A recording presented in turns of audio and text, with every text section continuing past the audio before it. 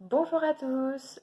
Aujourd'hui, je fais cette vidéo pour vous expliquer qu'est-ce que le breathwork, en tout cas tel que pratiqué par la méthode Alive Breath de Lucille Falk, la méthode à laquelle j'ai été formée.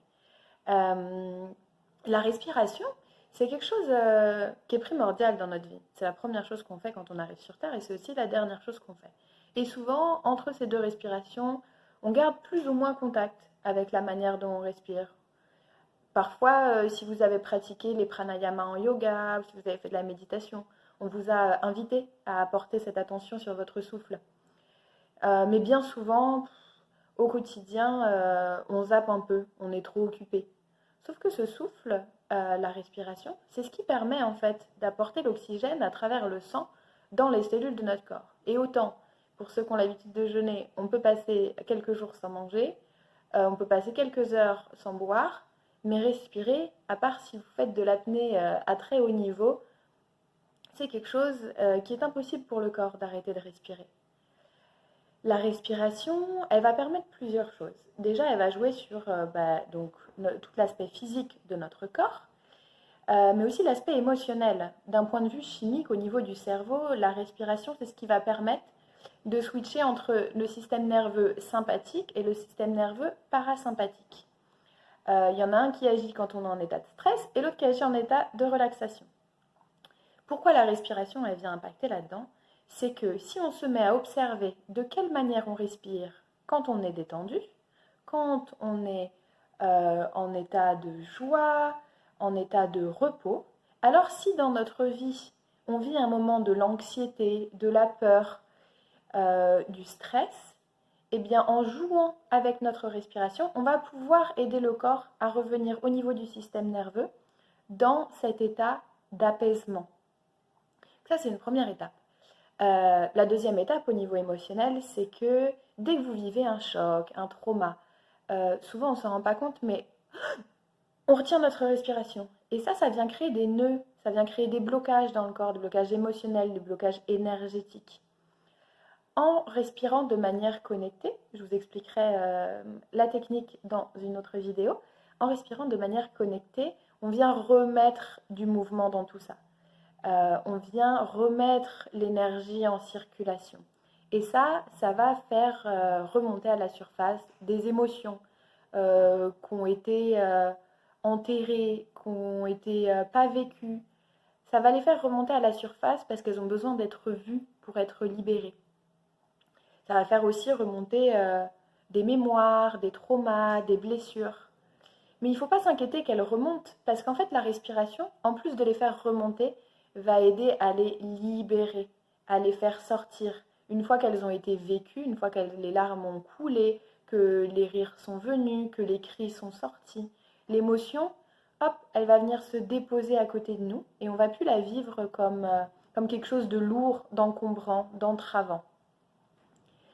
D'un point de vue spirituel, pour ceux qui sont sensibles à ce sujet-là, la respiration va venir nous aider à nous mettre dans un état de conscience modifié.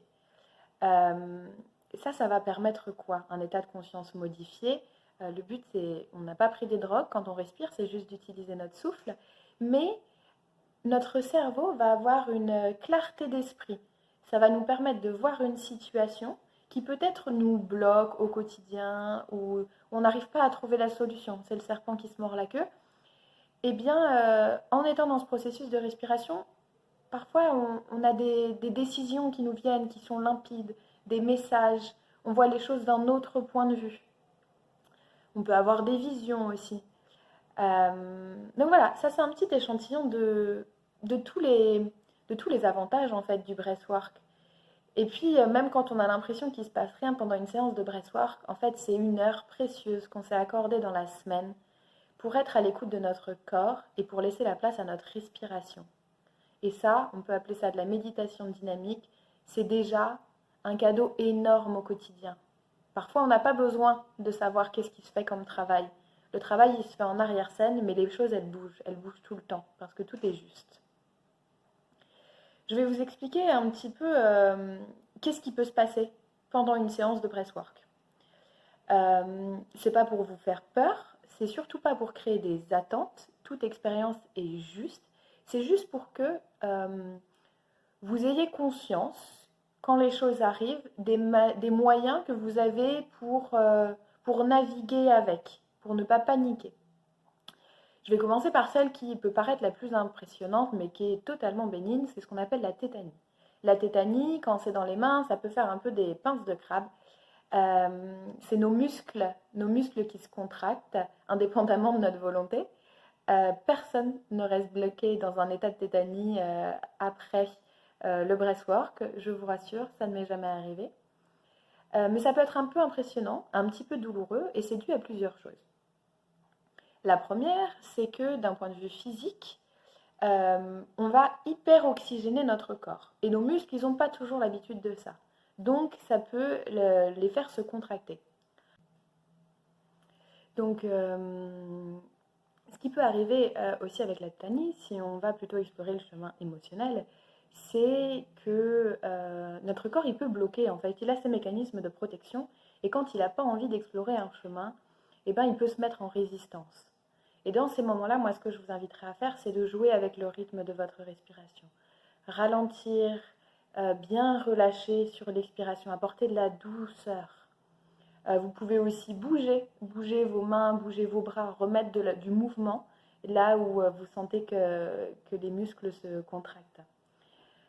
Ce qui peut arriver aussi pendant une séance de breathwork, c'est que vous avez l'impression que vous êtes en train de vous endormir. Donc moi, je serai là dans ces moments-là. Mais je ne vais pas toujours faire la police du souffle et parfois peut-être que vous allez vous endormir pendant quelques secondes. Dans ces moments-là, revenez dans votre corps. Attachez-vous aux sensations que vous sentez dans votre corps. Utilisez ces sensations pour partir en voyage. Allez voir quel est le message derrière chaque sensation. Si vous avez besoin, si vous sentez que vraiment la fatigue de la journée a raison de vous, vous pouvez aussi vous asseoir pour respirer. Comme ça, vous serez plus concentré sur le processus de respiration afin de ne pas passer à côté de l'expérience. Qu'est-ce qui peut se passer d'autre? Vous pouvez avoir des émotions qui remontent, on en a un petit peu parlé tout à l'heure. Ces émotions, elles ont besoin de sortir, elles n'ont pas besoin d'être réfrénées une fois de plus. Donc pleurer, bâiller, crier, rier, tout ça c'est important. Et si ça peut vous aider, prenez un coussin, criez dedans, comme ça vous n'aurez pas peur de déranger les voisins. Pleurer dedans, parfois d'avoir un coussin, ça aide à vraiment s'autoriser à aller explorer cette émotion jusqu'au bout, jusqu'à la dernière goutte de larmes, jusqu'au dernier souffle dans les cris. C'est vraiment, vraiment un point très important. Vous pouvez avoir des messages, des visions, des images. Prenez tout ça précieusement et ne mentalisez pas, surtout. Ne mentalisez pas, laissez passer. Et vous aurez bien le temps, après la session de breathwork, de prendre un papier et un crayon et d'écrire tout ce qui vous est passé par la tête pendant cette heure de respiration. Voilà, je crois qu'on a fait le tour. Et je vous invite à regarder l'autre vidéo où je vous explique plus en détail la technique de respiration. Au plaisir de respirer ensemble.